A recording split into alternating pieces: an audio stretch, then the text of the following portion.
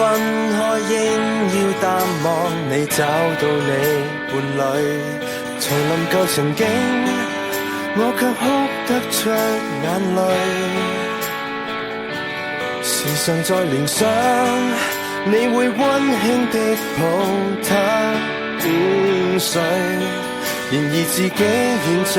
沒任何權利再抱怨一句，我再沒勇氣向你講舊事，沒有勇氣相愛另一次，為你將睡眠忘記，通宵傾談，但已經頓成往事，還是記起望到你的對罵，是年紀小的不智，今天未能忘記，只得我懷念，多麼諷刺。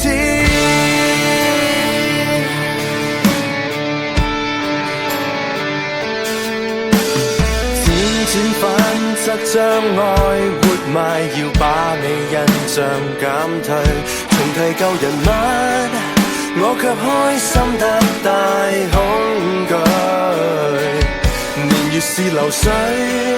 我也相識一個成長伴侶，殘酷或許是對象面型容貌也似你少許，我再沒勇氣向你講舊事，沒有勇氣相愛另一次，為你將睡眠忘記，通宵傾談，但已經頓成往事，還是記起無道理的對罵，是年紀小的不智，今天未能忘記，只得我懷念，多麼諷刺。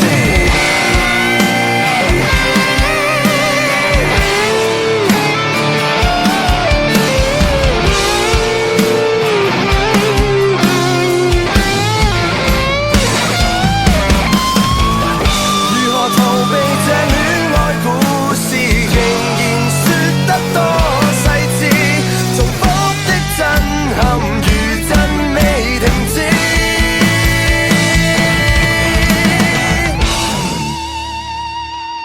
我再沒勇氣向你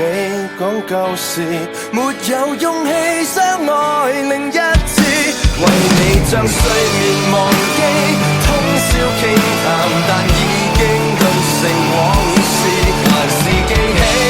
無道理的對罵，是年紀小的不智，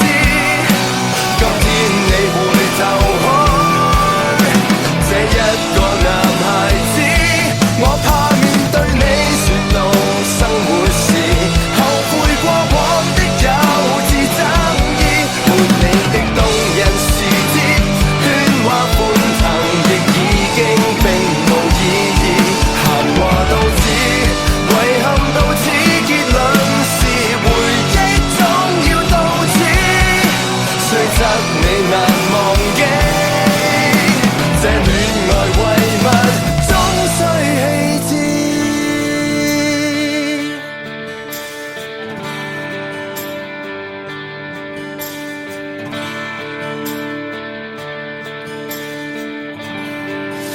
再好好過日子。